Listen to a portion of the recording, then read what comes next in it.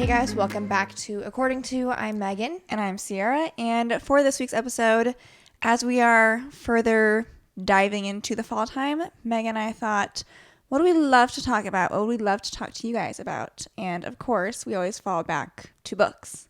So specifically, fall-themed book recommendations. Or books that just feel right to read in the fall time. You know what I wonder? So I came up with a list of books that I read. Megan's also read a lot of the books that I have suggested. And I think a lot of them do take place in the fall time or lend themselves to being a cozy kind of fall read. But I also wonder if I went and looked back at when I read these books, what if I read them in the fall? And that's why I feel I feel like they're fall all reads. The above could be because I will say not all these books, I might say they have fall vibes. And if I were to take a deeper look at when they took place, it's it was summer. So I'm not claiming these books have taken place in the fall. I just feel from my memory, they would work well in the fall. Before we do that, we are going to do our weekly spotlights, any updates, and then our book updates as well. I will say my weekly spotlight is that we now have an Abercrombie & Fitch at our local mall. That's a good one. And so I've already been twice because I'm just so excited that they're there. We had an Abercrombie & Fitch 10 years ago. Growing up, we always had one there, and then it left 10 years ago because they weren't doing well. And then obviously they've had their whole rebrand within the past 5 years that has made them just super popular again. And so I've been just an avid shopping online kind of person, and that's how I get my stuff from them. So occasionally when I'm traveling and there's stores that have or malls that have an Abercrombie, I'd go in and look around. But to be honest, I felt the stores, what they had in stores, I was this really is not all that impressive. But I feel ours, at least as of right now, maybe they're trying too hard because they just showed up. But I've been pleasantly surprised with what they have in stock. It is always hard because their selection online is massive. There's no way a physical store could carry that many options. But they had some good stuff. So I'm currently wearing I got a little lounge set that was caught my eye. So I've just been excited that I could have stuff that I could try on in person with my usual mall runs that I have. My weekly spotlight is that I took a PTO day today. So I had a little 3-day weekend. It's Monday as we're recording this. And there was no reason for me to take a PTO day. I did need to get my hair cut, and my hair person that I go to typically only works during the week. And I was well, I'll just use it as an excuse. What? Does she have evening times? I mean, probably, but I don't know. This is why you need to do what I do and book at time of appointment. So No. The opening is yours. I was girly, I'll see you in a few months. That's been I've been loving doing that. I'll be I will see you. When's your next appointment scheduled? It's scheduled for January, probably a 6 p.m. time slot. Anyway, I don't need to take PTO, but I do have PTO that I want to take before the end of the year just because some of it doesn't carry over. And so I was now is as good a day as any to take some PTO. So I got to sleep in a little bit. I went and got breakfast, got my hair done. I went to Old Navy and got this here fleece that I'm currently wearing. Honestly, go to Old Navy to check out some of their fleece, you guys. It's some pretty good stuff. This is pretty the affordable. fall and winter of fleece and vests, and we say we are exclaiming the trend. I think that we are just seeing the trend and then we're following suit. It's what's in the stores. Yeah, it's already, the stores have decided it's trending. Maybe it's the follow through. You know how vests in general were big in the spring and summer, the denim vests everyone was wearing, and then the business now we want casual type vests. Yeah. And now we're well, we gotta transition more to vests. The fall. So now fleece vests and whatnot. And then I came home. I went on a nice long walk for a little bit, and then I've just kind of been chilling. So we can talk about my little, I don't know what to call this, but we talked last week about how the Eras tour is almost over, and we were saying, we've kind of looked into stuff here and there, but stuff is ridiculously expensive, and at the end of the day, it doesn't seem like it's gonna happen.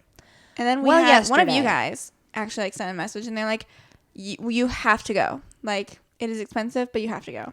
And I've been kind of like on the fence. Megan's way more into it than I am. So I will let Megan take over. Nothing, like, as of right now, nothing is set in stone. Like, I have no definitive plans that I'm going to the Eras Tour. But I have been thinking, and there's kind of like two pathways that I've been looking into to doing. So one thing is, this was like separate from the Eras Tour. I have like the week of Thanksgiving off because I haven't mentioned this on the podcast, but I am quitting my job and I'm getting a new job. And so I have like a week off between them.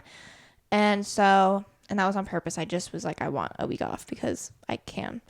And so knowing that, I kind of wanted to like maybe do a trip or something, not for like the full week, but just like a shorter trip because I'm not going to be able to take PTO for like the first 3 months of my new job.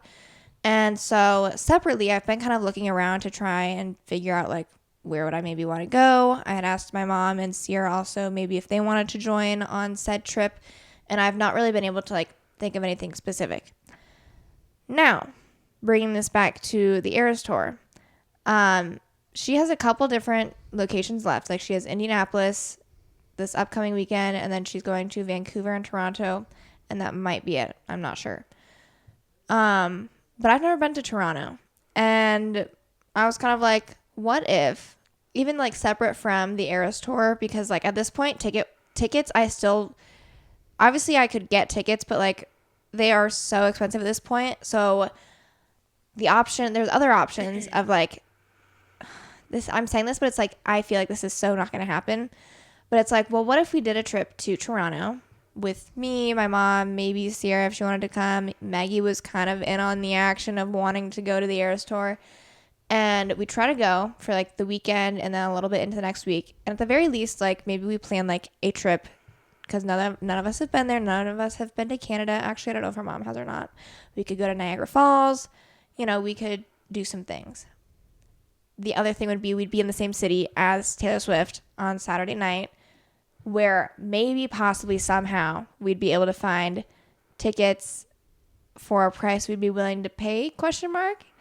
I fear that we would get there and then it'd be like, I mean, we're just going to pay $1,500 because it'd be more than that. Like, you know what I mean? I have been like the amount of digging and research I've been trying to do within like the past 24 hours, because like there's different supposed resale sites. There's different Twitter accounts that like try to help people get resale tickets at face value. And then like, it obviously works for some people because then they have pictures tagging the accounts being like, thank you so much. I'm at the concert now. Like, wouldn't have dreamed of this happening. But those are very much like less noticed. Like trip would have to be booked, and like maybe you're hoping one of these resale accounts like works out for you. So we're kind of, that's been one thought. The other thought that I had was like Indianapolis would be this weekend, and like I don't know who would go with me, but like it'd be less expensive to try driving there and wait outside seeing Lucas what would Oil happen, Stadium. Compared to like the more intense nature of this possible Toronto trip. I was on like an account. You have to like, the scamming stuff is actually like, these people think you're so stupid. I was on a page that was like a resale page, and I was just joining like a couple different ones last night to see. It's mostly people being like in search of, and like hardly any people being like, I'm selling. But I was on one and I got accepted to one, and the admin person posted like that they were not allowing people to post any more ISO stuff. They had a couple people that were supposedly selling tickets. Like, if you're interested, reach or DM them. So I did, because I was just curious. Although I'm looking at the admin page, I'm kind of like, these just don't seem right. Like, admin automatically gives you some credibility, but like, I am looking at your profile, and if all 4 of these people, like, I'm gonna stereotype a little bit here, but Swifties, like, who do you think of as a Swiftie? Like 20, 30-year-old girls, younger than that even, I'm thinking like 20, 30s for like managing these pages. Okay. All of the 4 admin of this group are like young men of like fathers of families, supposedly. And I'm like, this isn't matching who I would envision adminning this group. And then also, nothing is visible on your profile except for your cover photo and profile photo. And these look like they were added like a day ago on every single one. And so the person responded back to me saying like, oh, I have like 4 tickets for $500. Are you going to take them? And I was like, can you like verify the tickets at all? Because like if you have them, you should be able to verify them or do something. And kind of like just sent like a defensive type of message back being like, I'm the admin of the group. I'm only here to help people. Blah, blah, blah, blah, blah. That's how they get you, though. Like, every scam person ever is like And 0 to 100. Like, yeah, they get I'm just defensive trusting so my fast. gut that that's not a real Offer. deal. So going back to the drawing board, I am learning because I didn't know this before. Apparently, people that like are trying to avoid scams, PayPal has something where it's like PayPal goods and services that you can use to like pay through stuff, where it kind of acts as like an escrow type of thing. So that's kind of what I'm looking for if I were to go through actually with purchasing something, because then I send in the money, it's in the escrow. Once they send me the tickets, then I can approve it, and then they get the money. Okay. So smart. I am still like digging through stuff, but basically I'm possibly looking at trying to go to Toronto, but it more so be like I'd have to be okay with just making it a Toronto trip at the very least, and maybe Eras Tour doesn't happen, or I'm trying to see. I feel more hopeful for being able to get tickets to Indianapolis for a cheaper price. The only issue is who's going with me, because Ciera doesn't really want to go. Maggie and I her would mom love to go to the Eras tour. I don't want to drive all the way to Indianapolis and then be like sad that we're not there. Well, that's why I'm hoping like maybe leading like through this week, I'm gonna just try and like see what I can do and figure out, and maybe I could secure some It's killing sooner. me. So we had like a whole family get together. together. If you guys watching, if you know any inside tips or hacks, or anything, if you have tickets yourself that you're willing to sell, tickets you're trying to sell, let me know. Okay. We had a family get together yesterday, and Megan was talking to our mom and Maggie and me, obviously, like about this whole little idea. And like our mom's really like into wanting to go, but I'm like, I just know she would literally spend like $1,500 like right now at the drop of a hat. I was kind of surprised because when I was texting last night when I was trying to sort stuff through, Maggie was kind of like, I had posed the question. I was like, would you rather have tickets secured in hand prior to getting to Toronto if we're doing this versus like getting there and seeing what happens? So Maggie was like, what would it cost right now? After fees, at least as of right now, 4 tickets together after fees was $2,400. And then I sent like the dead cross eyes emoji person. And I was kind of surprised that her mom also was like, yeah, that's a lot. Instead of being like, well, if we must. If we must. Yeah. So, but then like our mom, like literally last night, we have spoken about this for 2 hours. She's like, would this be a cute outfit to wear to the Eras tour? Like sending some sort of like bodysuit from Abercrombie. not a bodysuit. Jumpsuit. Whatever. And then she's like, would I get the denim or the black? And then we're like, well, do you want to give more like Reputation or like Fearless Debut Taylor? Like what era are you going as? So, I mean, it's all fun. It's a fun thought experiment. It gives me something to do right now. Yeah. So, at the very least, You can keep I'm exploring sleuthing. that. Yeah. Any other updates? Book updates? I am still reading Reckless. I think that's what I was doing last time. I will say, I'm just under halfway, I think. And I gotta say, like, I think it's holding pretty true to, like, powerless levels. And so, I'm enjoying it so far. We'll see where the rest of the book takes us. I have just started the Crowns of Nyaxia novella, 6 Scorched Roses. And I just finished also reading Piranesi. I don't even know if I had mentioned that or started it last week. But basically for Piranesi, it's like, I think it's technically like dark academia kind of vibes. It was my book club suggestion that no one voted for. So then I was like, fine, I'll read it myself. And I read it. I enjoyed it. I gave it 4 stars. It's pretty short. So like, I also feel like that helped me read it quickly. And I still want to read a few more short books. I might read this one, like the novella, pretty quickly. And then I might read our book club book, which is The Boyfriend by Frida McFadden, which is on Kindle Unlimited. Both those books that I'm reading are like this one and the Crowns of Nyaxia one They're both on Kindle Unlimited. So, good stuff. Okay. Shall we? So, I have split up some of our books into different genres that we can kind of talk through. What do you feel like makes a book like a good fall read, or like you're like, oh, I need to like read that in the fall time? I feel like genre for sure plays a role into it. I feel like fantasy is definitely more suited for fall and winter.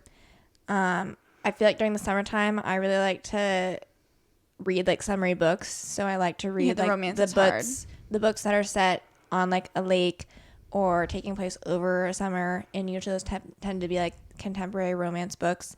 So that's like my summertime vibe. And then going into the fall, I really start to delve more into like fantasies, or I kind of want to like get into like my series again. Dark Academia, I think you mentioned already, is also kind of suited for the fall with back to school vibes. Mystery thriller. Yes. Yeah. I think that's mostly what I had written down. Anything where you kind of want to like cozy up a little bit, sit by a fireplace, maybe have a heated blanket. Turn on some ambiance on your TV. Cozy cafe. Or like a fireplace. Yeah. It's almost Yule log season.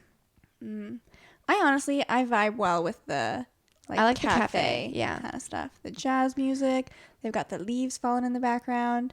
If you guys have not gotten on like the kick of like using YouTube ambiance videos, for lack of a better term, I'm not sure what to call them, you need to. Because sometimes you just like want extra sound, extra vibes. Creates a nice little space for you. Okay.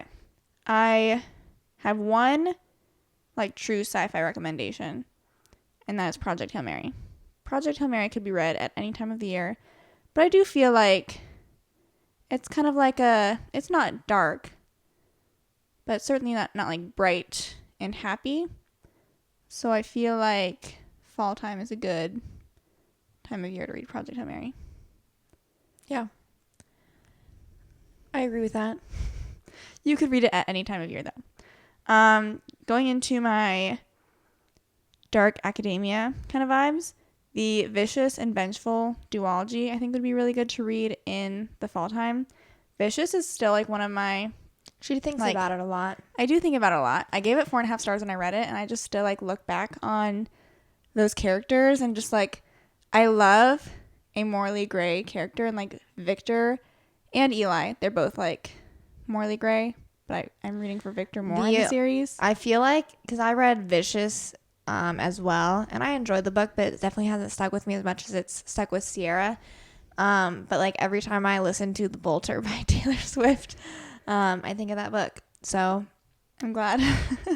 So if you're a fan of The Bolter and that intrigues you. The Bolter is not the same. It's not, Vicious. But like let me give you guys, we can give a few like brief summaries. So Vicious takes place, there's like many different timelines, I guess, that are like threaded throughout the book. And so there's these two college rivals, Victor and Eli. And in the world that they live in, there are people called EOs, or extraordinaries, and they like have powers basically. And people aren't sure like how one becomes an EO, but like being an EO is not considered good. Like people don't like the EOs. And so like some people aren't even sure like they really like truly exist. Like they don't know. And they have this college project they're supposed to work on, and Eli decides that his project is going to be like, I'm going to try to become an EO, and he thinks that the key to that is having a near-death experience. And so he recruits Victor, who's his roommate, to try and help him become an EO. He eventually does. They both become EOs, like based off these near-death experiences. And then that's in the past timeline when they're in college, and then it like has the present timeline where you just know that like Victor is basically trying to like hunt and kill Eli, and you're like, why is he trying to do that? And so it's just like an interesting cast of characters that ends up working with Victor specifically, and I just like love their little like cat and mouse game, like trying to find each other. I also saw in one of like the TikTok or YouTube reviews that I saw of this book, because usually if I like a book, I'll like look stuff up about it to see what people's thoughts were. And like a lot of like the vibes were people just being like, why don't you just kiss already? Like for Victor and Eli, did you get that vibe? Like they're both so obsessed with each other that you're like, why are you in love with each other? No. And oh, you didn't. Well, I got that vibe too. So it's also a queer romance basically. And yeah, I thought the ending was so well done, so clever. And Vengeful was good. It wasn't as good as Vicious, but if you enjoyed Vicious, I think you'd also like Vengeful. Okay, next dark academia vibe that I have. It's like dark academia / now kind of going into mystery thriller. In My Dreams I Hold a Knife. I thought of that one too. That's a good fall one, even though, because here's the thing. I read this in the summer actually, and I still really enjoyed it, but I was definitely like, this is not the vibe to be reading this book. It so was more suited for the fall time. So and not reading it at the lake. It's by Ashley Winstead. Do you want to give like a brief rundown of what you remember from the book? I don't remember any of the characters' names, but the college that they all went to is having a reunion. And when this group that's there for the reunion had been in school, one of the people in their friend group was killed. And then another person in their friend group was like who they suspected killed the student, but they never got arrested for it because I don't think there was any proof for it. And so they come back to the reunion, and it's just like kind of weird vibes because everyone's like, you're the one that killed this person, why are you here? And does someone die at the reunion? Yeah, where it's kind of like, oh, this is like happening again. And so then you're reading the book. There's also like, I feel like past and present timeline for this one too. Yeah, which is done well. Sometimes I feel like that's kind of like the make or break of the book. Is it done well where both of them are interesting?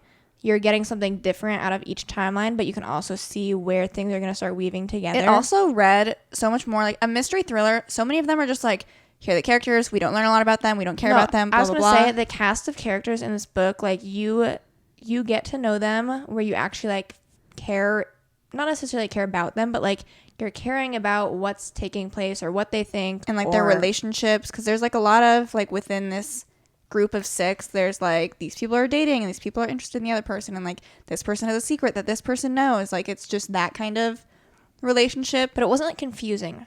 It was a little bit confusing at first, I think. Okay. Like there's a lot of characters they do throw a little at bit you. of mapping out first. No, like they throw so many characters at you initially. I think I quite literally tried to like mentally cast them as someone in my head so I could like keep the characters straight. It was like a lot at first, but then you get used to it.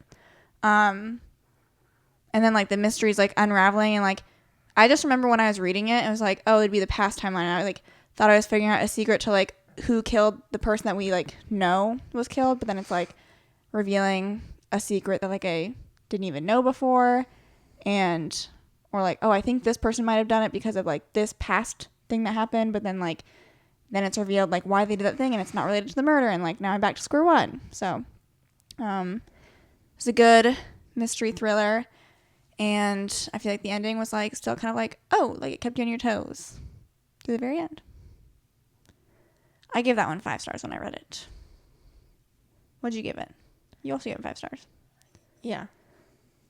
Very Next good book. One that I have going like more mystery thriller. I have Silent Patient and The Maidens as fall time reads. The Maidens specifically, Maidens is kind of like dark academia vibes again, for like staying on track with that. Silent Patient's not like academic really at all, except for the main character is a psychotherapist. The Maidens, I quite honestly cannot remember the overarching theme of the plot is that the main character's niece goes to school in England or something, and one of the girls like in her class died, and she's like, I think my professor killed her, and so she recruits her cousin to come and like solve it or something. I don't know why her cousin is there to solve it. Then like the main character, who is a psychotherapist also, is like trying to talk to the professor, talk to people on campus to try and figure out like if there's anything weird going on, because this like professor also has like a cult following of like his students, and she's like trying to suss out that environment and see if he was responsible for killing the student or not. And I was like, crazy ending. That's probably like, for Alex Michaeletti's books, he's written 3. This one is, I think, my least favorite. The Maidens was still good. I gave it 4 stars. It was my second favorite. But like, the ending was crazy. Do you remember the ending? Somewhat. I know it was crazy, and like, I remember bits and pieces, but like, I don't remember all the details to it. Okay. Silent Patient. I mean, if you have not yet read it and you are well read, the shock twist at the end might not be as good to you, but I was like very early in my reading journey, and It was like mind-blowing. Twist was everything to me. And I feel like it would be good for like a fall read. Do you have any? I do have some. You want to share? I've been trying to go through and like double check character names and like make sure I have enough of a premise to give you guys something that actually sounds like a recommendation. So I feel like a good fall book would be The Undertaking of Heart and Mercy. I had that one. And so I have read the first in the duology, and there's now a second book, which I have not gotten to yet. But The Undertaking of Heart and Mercy, I would say it's romance sprinkled in like a fantasy land, because I do feel like it's more romance and fantasy, but nonetheless it's very like kind of witchy vibes, and I feel like it suits itself to like the fall and Halloween time. So the premise of the book, they live in this place called Tanria, and the main characters are Heart and Mercy. Mercy works at her family's company, which they work as undertakers, which is essentially kind of like a mortician for like all intents and purposes. And Hart works as I don't know the technical name, but he's basically a soldier that like they're in charge of like keeping some sort of enemy out, and when they get in, they have to kill them, and then they bring the bodies to different undertakers. And so sometimes if bodies don't have like a designated undertaker, then they can go wherever, but sometimes they have like specific, oh, this is their undertaker, take them here. And so he goes and takes him and Mercy, or like they know each other because they're always like interacting when he's taking bodies to the undertaker, but they have never really gotten along for no real reason. So Hart writes a letter just kind of like relieving his frustrations and like getting his feelings out on the page, and he doesn't write it to anyone specific, but he labels it just like to a friend. And I don't know if he actually like sends it out somewhere, or like if in this magical world one of like the bird messengers just decides it's a letter and they're going to take it somewhere. But the letter ends up getting delivered to Mercy, and so she has no idea who the letter's from, but then they start like writing back and forth to each other, and without knowing that they're writing to each other. And so eventually they decide to meet up, and then Hart shows up realizing that it's her, and doesn't decide to like come forward saying like, oh, I was the person you're writing to. But there's also like other stuff going on with like the people that are trying to invade Tanria, but it's like pretty lighthearted overall. So it's like not super big stakes or a big deal in the book. You're mostly focused on like them and the letters they're writing back and forth, and like coming forward with their feelings and how they feel about each other. So that was my first recommendation. I like the book as well. My only thing is I think it was just a hair too long. Like I think there was too much, like there was a lot that happened at the end that I felt like we could have dedicated more time to. But overall, good book, spooky vibes. It's Halloween as you guys are listening to this, so maybe you could start this one. I feel like it's like Halloween season is like the most ideal time to read it. Next one I have to recommend is The 7.5 Deaths of Evelyn Hardcastle. That is a good one. I almost wish I could reread it because I want to like understand it more. Well, good. I have good news for you. We have it. It's an intense book though. It's so like, I liked it a lot. I think you either love this book or you hate this book. It is like such a good like fall read though, because I think it takes place like in the fall time. And essentially what happens, there's this main character, I don't remember his name, but he is in this like mansion with like all of these people. He doesn't know like who he is, and he doesn't like know why he is here. And all of a sudden like he is realizing like he is interacting with all these different characters, but like he is then every time he dies or like falls asleep or whatever, in whatever body he inhabits, he then wakes POV changes up in a different body. And it's weird because as like in a different body, but like so you end up realizing he is interacting with himself. But like each time that he would have then realized he was interacting with himself, he's already had that interaction, and so you as the reader, like it's not like he can go back and like change the interaction. So he has to like maintain the interaction to like keep the same story going, so he can get closer to figuring out what happened. Here, let me pull it up a little bit. I will say I loved like the ride that this book took me on. I do feel like the ending was just like a little bit of a letdown, but anyway, let me read this again. Evelyn Hardcastle will be murdered at 11 p.m. There are 8 days and 8 witnesses for you to inhabit. We will only let you escape once you tell us the name of the killer. Understood? Then let's begin. Evelyn Hardcastle will die every day until Aiden Bishop can identify her killer and break the cycle. But every time the day begins again, Aiden wakes up in the body of a different guest, and some of his hosts are more helpful than others. The most inventive debut of the year, blah, blah, blah. We get into the author's accolades, but I thought it was so interesting because it's like he will go back to like different bodies he's already been in, because he's like, oh, I fell asleep in this body at this time, and then I'm in a different body later in the day, but then like I fall asleep again, now I'm back to this body and it's early in the day. Like I just thought it was so cool and like mind bendy, and like if you can keep up with it. And like I will say there's like kind of a twist at the end where it's like I was like, oh my god, like that was crazy, because you think one thing having read what you've read before and like knowing he's inhabiting all these different characters, and then you're like, oh, like this is good, and then it's not good, and it was a fun read without giving away too much. It's kind of it's not super long, but I feel like it's a dense book. So yes. One of my other recommendations is Scythe, and that's by Neil Shusterman. We read this for our book club, and it's kind of like sci-fi-esque, but like more, what's the word I'm looking for? What's the category of books like Hunger Games? Dystopian? Yeah, it's more dystopian, I'd say.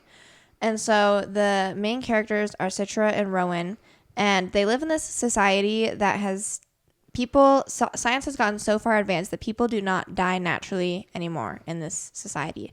And so they have created what's called the Scythedom, in which these individuals are appointed to be scythes, and their job is to go around and kill people to keep the population under control. And so they have to be trained and selected to do that by other scythes. And also, this is kind of like a side note, but each scythe kind of has their own like personal philosophy of like how they go about killing the people and deciding who's going to be killed. And they like, that's kind of like up to their own personal philosophy, I guess. But Ciera and Rowan are both, why are they both selected? I think that the scythe guy some just sort of picks like both of them. Yeah, but for some reason only one of them can. Okay, so the perk of also becoming a scythe is that once you're a scythe, your family is essentially like free from being killed, basically. Gleaned is the terminology.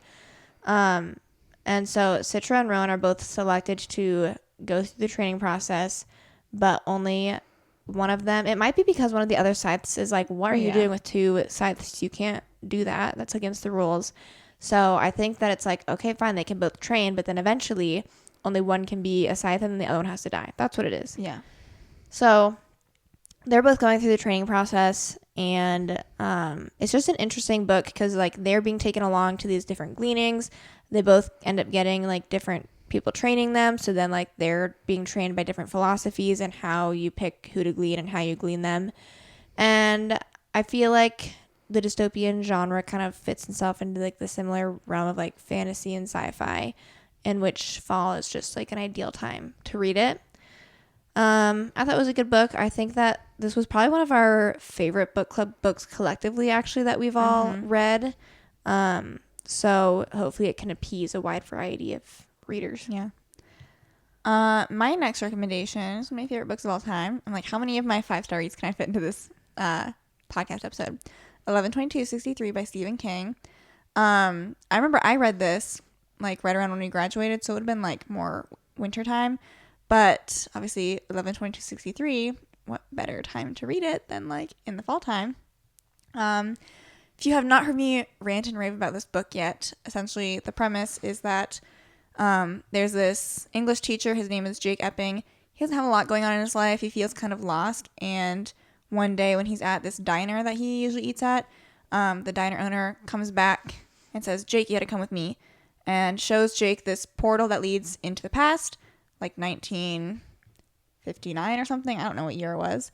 And basically explains to Jake, I have this crazy idea of like going and stopping JFK's assassination just because I think the world would be a better place if JFK had survived and done all the things he wanted to do. I just got back from the past trying to do that, but I have lung cancer, and so I need you to go do it. So Jake's like, no way. And then Jake ends up going into the portal, doing like a little short rendezvous of like seeing how he could change the past, and he comes back, sees that he did change the past, and then is like, okay, I will go and actually do it. And then it's a long book. It's like 850 pages. But most of the book just like covers the journey of him living his life from like, if you're not all that interested whatever, about like the JFK assassination, you do not have to care about the JFK assassination literally at all. It's like, it's there obviously, but like it's such a it's 5% of the book. Minor plot point. Most of it is just seeing Jake live his life. And there's like a lot of really interesting like side plots that he like follows along as well. So, and there's like a little romance subplot for all of our romance girlies out there.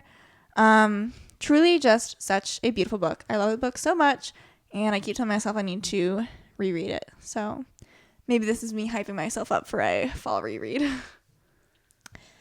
Okay, my next recommendation is Divine Rivals. This is one that Ciera actually has not read, but it's supposed to be coming up at some point on your list.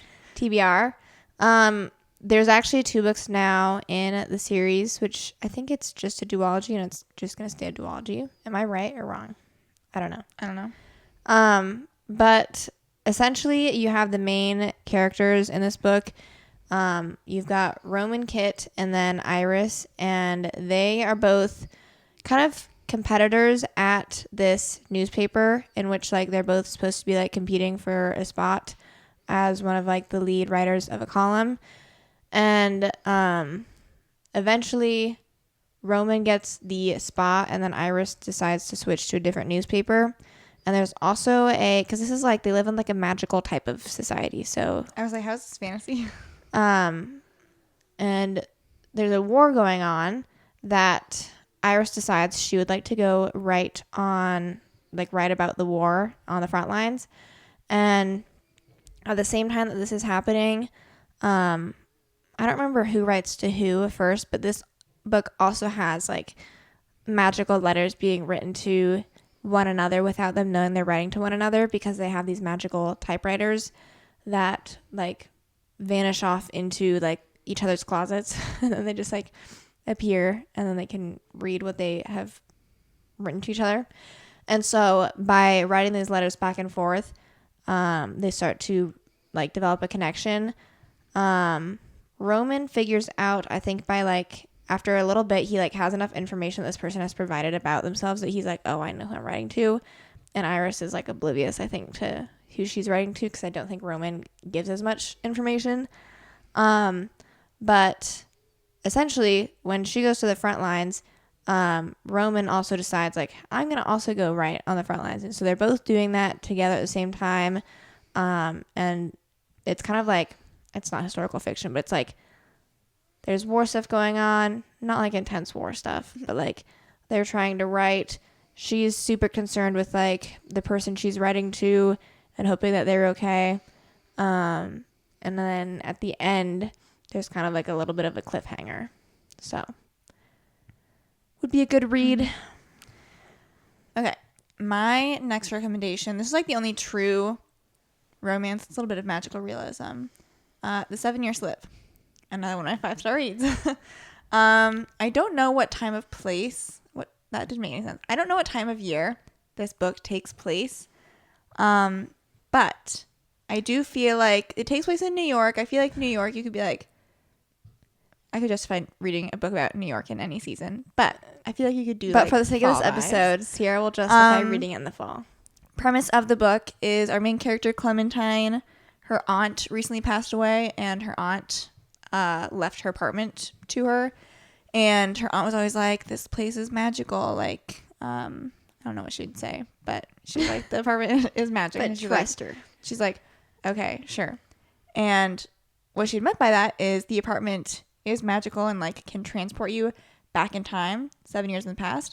And Clementine figures that out when she moves in, and she like will go into her apartment sometimes, and like sometimes she's just stays in her time frame, and sometimes she will go 7 years in the past.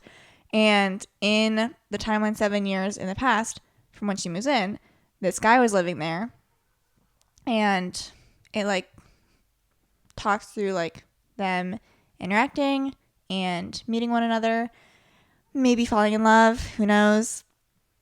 And then it will like jump back and forth to like her current timeline, which he still exists in because it's only been 7 years and he still lives in New York City. But she like doesn't know. Like, he obviously remembers her because he was there 7 years in the past. It was just a cool story. I liked how the timelines. This is the book I feel like I could appreciate even more now, and like a reread would really do me justice. I would love to reread it. What's holding us back? All the other books Free I have to read. Free will. All the other books that I have on my TBR that I have yet to read.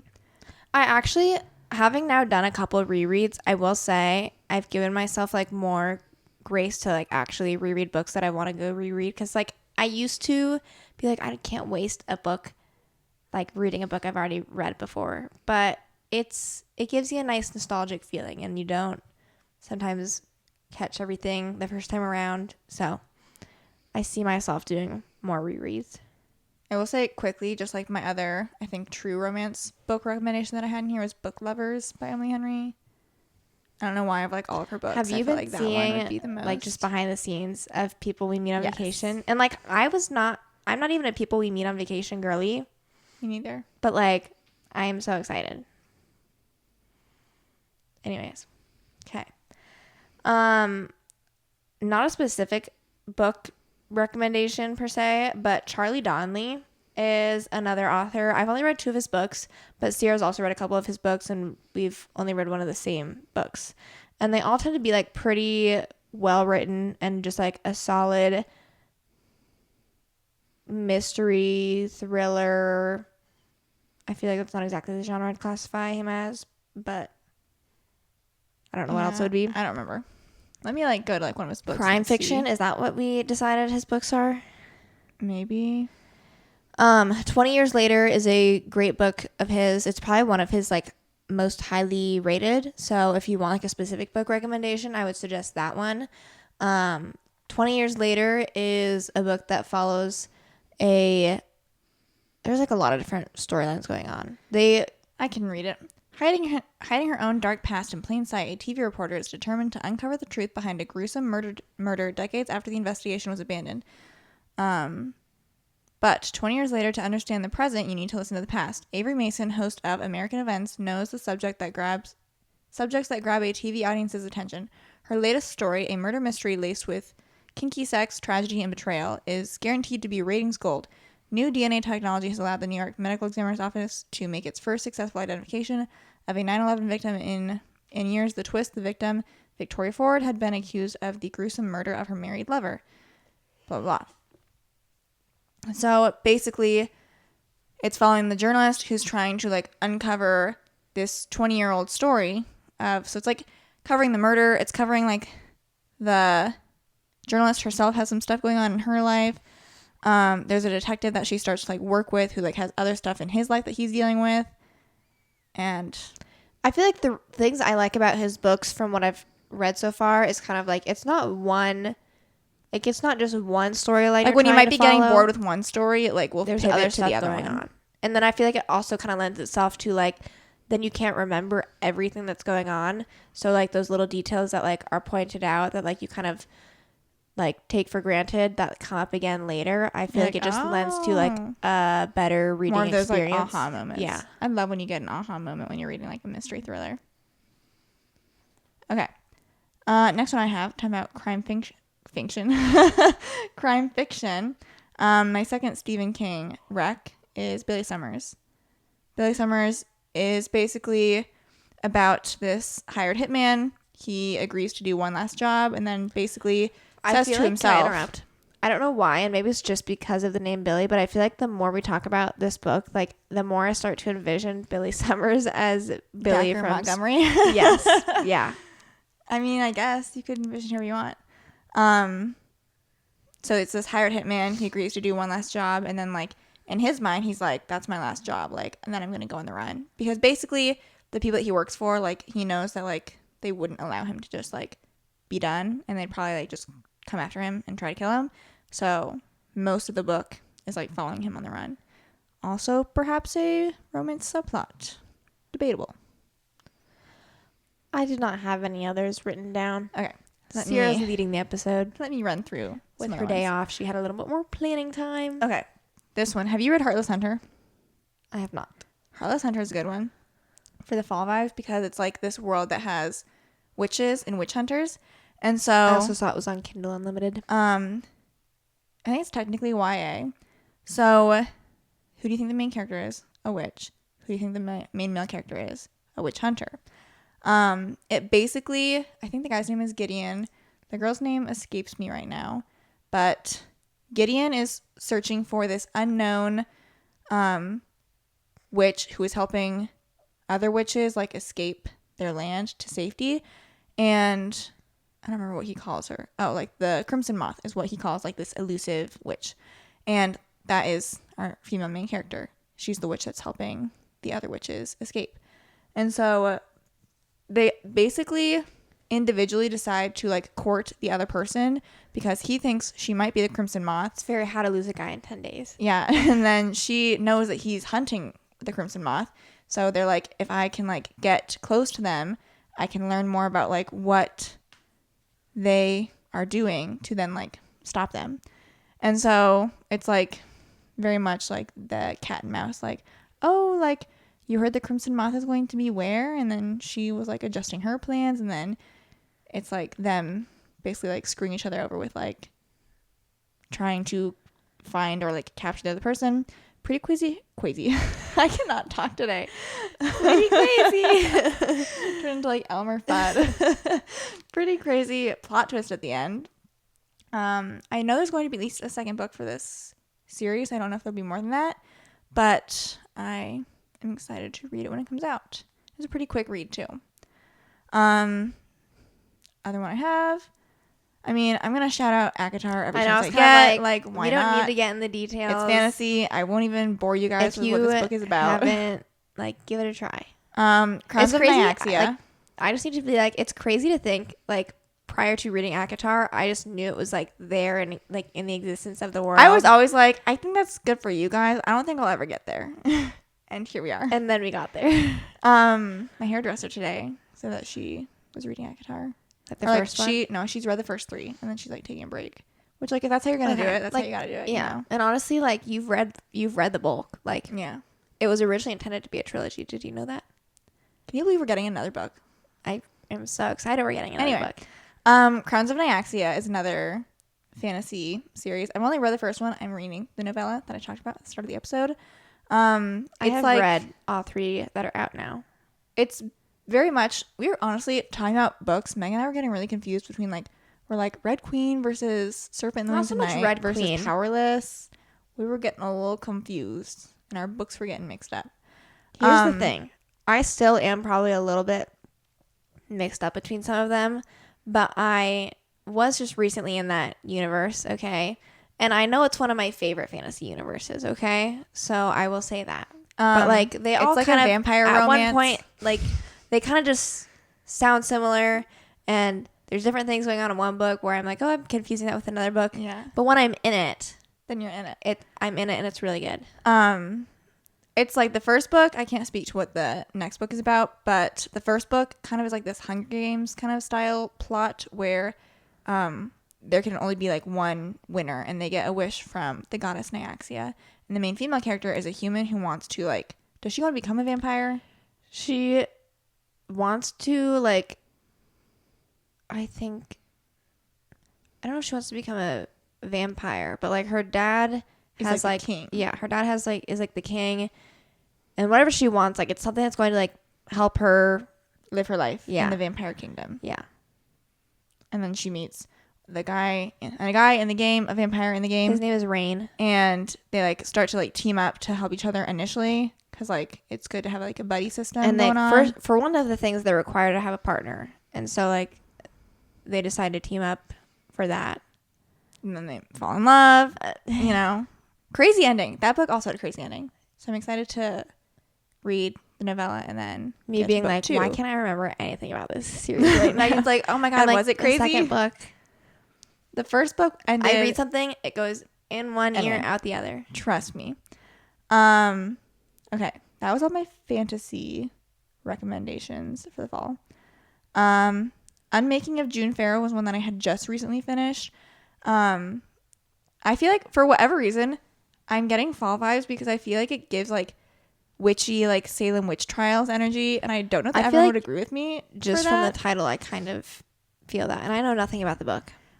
And I quite literally, like, I think I'm just making that up. I think people would probably be like, I didn't get the vibe at all. Because it's like, she goes in the past, but like, for whatever reason, I feel like she's going to the 1800s and she's literally going to like the 1960s. So she's not. Okay, so that interests you. Is she so in that's what Salem? I'm saying. It is just me who gets that vibe. But basically, June Farrow, it's like a well-known thing in her family. Like, all of the women in her family will go crazy. And she's decided she's never going to like get married or have kids because she wants like the quote-unquote Pharaoh curse to die with her. And like at the start of the book, her grandma is like at the end of her like dementia craziness and has just passed away. And June like hasn't told anyone, but she's been having like these delusions or hallucinations for like the past 2 years of like hearing things, seeing like this red door, and like feeling like she's like somewhere she's not, basically. Eventually, she goes through this red door and finds herself in the past.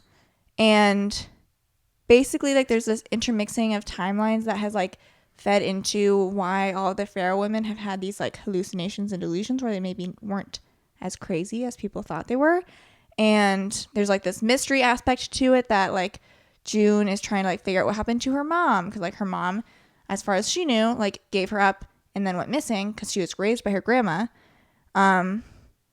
And so, yeah, that's, I think, where I'll leave it for you guys. I don't want to spoil too much, but very interesting. There's some romance going on. I will say, I told Megan this, I have read the book and I'm still a little bit confused. So But she liked it enough to recommend it. But I do like it. Okay. Okay, we'll finish up relatively quickly. I said Book Lovers, said Billy Summers, A Flicker in the Dark, another mystery thriller. That is a good one. It was, yeah.